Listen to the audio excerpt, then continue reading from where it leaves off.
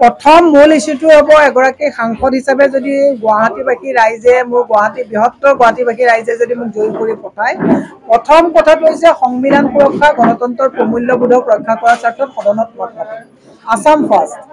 দ্বিতীয় কথাটো হৈছে গুৱাহাটী লোকসভা সমষ্টিৰ পৰা যদি ৰাইজে জয়ী কৰি পঠায়, বিভিন্ন সমস্যা আছে, গুৱাহাটী টাউনৰ সমস্যা গুৱাহাটী গ্ৰাম্যৰ লগত নিমিলে, তথাপি প্ৰধান সমস্যা খোৱাপানীৰ সমস্যাটোতো গোটেই গুৱাহাটীৰ পৰা গোটেই সমষ্টিতে খোৱাপানীৰ সমস্যা আছে, ভিতৰুৱা ৰাস্তা ঘাটত মানে দুৰৱস্থা আছে, যুৱ প্ৰজন্মৰ সংস্থাপন নাই, আপোনাৰ যুৱ প্ৰজন্মৰ সংস্থাপন নাই, বিভিন্ন ধৰণৰ সমস্যা, মাটি পট্টা গুৱাহাটীত যদি আপুনি চাই পাহাৰৰ মাটি পট্টাৰ সমস্যা আছে, গৰাখহনীয়া ভূমিহীন লোকসকলৰ তেওঁলোকৰ নিজৰ মাটিৰ পট্টাৰ সমস্যা আছে, এনেকুৱা বিভিন্ন ধৰণৰ সমস্যা আছে। আপুনি আজি তাৰিখত কোভিডৰ পিছৰ পৰা 12খনকৈ যাত্ৰীবাহী ট্ৰেইন বন্ধ হৈ গ'ল, যাত্ৰীবাহী ট্ৰেইন 12খনকৈ বন্ধ হৈ যোৱাৰ কাৰণে আমাৰ ক্ষুদ্ৰ যিসকলে ব্যৱসায়ীসকলে বাহিৰৰ পৰা আহি পেলাই ইয়াত যিটো ব্যৱসায় কৰিছিলে আজি সেইটো আপোনালোকৰ তেওঁলোকে টুল টেক্স দি পেলাই ভাড়া গাড়ীতে যাব লাগে।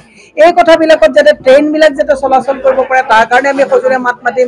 জাতীয় যিবিলাক অনুষ্ঠানবিলাকক এফালৰ পৰা বন্ধ কৰি যোৱা হৈছে, সেইবিলাকক লৈ পেলাই যাতে আমি এটা ব্যৱস্থা কৰিব পাৰোঁ, নতুন যাতে উদ্যোগীবিলাক লৈ পেলাই যাতে আমি এণ্টাৰপ্ৰেনাৰ বা তেনেকুৱা ডেভেলপমেণ্ট কৰিব পাৰোঁ, তেনেকুৱা এটা মোৰ ভিজন ডকুমেণ্ট আছে। এইখিনি সমস্যাক লৈ পেলাই আমি আগবাঢ়ি যাম। আপুনি কিমান আশাবাদী? মই 100% আশাবাদী যে এইবাৰ বিজেপিয়ে যি পৰিৱৰ্তনৰ কথা কৈছিলে গোটেই সৰ্বত্ৰে ৰাইজে পৰিত্ৰাণ বিচাৰিছে আৰু এই পৰিত্ৰাণত এইবাৰ ইণ্ডিয়া এলায়েন্সৰ আমাৰ যিটো গুৱাহাটীৰ হাতৰ চিম্বলত ৰাইজে মোহৰ লগাব।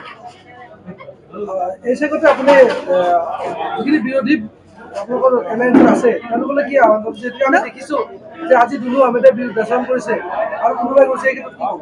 চব ইণ্ডিভিজুৱেল কথাটো এটা বেলেগ আৰু সামূহিকভাৱে আজিৰ তাৰিখত পংকজ লোচন গোস্বামী ডাঙৰীয়া আমাৰ লগত আছে, তেখেতসকলৰ সমৰ্থন আমাৰ আছে, ৰাইজৰ দলৰ আছে, CPI CPM। ইতিমধ্যে আপোনালোকে গম পাইছে আপে আমাক এই চিটটো জিকিব বুলি গম পাই পেলাই আপে তেওঁলোকে উইথড্ৰ কৰিছে, আমাক সমৰ্থন দিছে। গতিকে আমি আশাবাদী যে 100% গুৱাহাটী চিটটো আমি আনিব পাৰিম, আমি 10টা চিট আনিব পাৰিম। ইতিমধ্যে মই আপোনালোকক আজি ইয়াতে এলাইন কৰিছোঁ যে গৌৰৱ গগৈ ডাঙৰীয়াই বিপুল ভোটত যোৰহাটৰ চিটটো আনিব, লুৰিণজ্যোতি গগৈ ডাঙৰীয়াই ডিব্ৰুগড়ৰ চিটটো আনিবই। গতিকে আমি 10টা চিট পাম বুলি আমি একদম পুৰা ৰাইজৰ মাজত গৈ পেলাই আমি এটা কথা উপলব্ধি কৰিছোঁ, ডেফিনেটলি আমি গুৱাহাটী চিটটো আনিম। গতিকে আমি ৰাইজৰ মাজত সোমাইছোঁ, ৰাইজো আমাৰ লগত ওলাই আহিছে।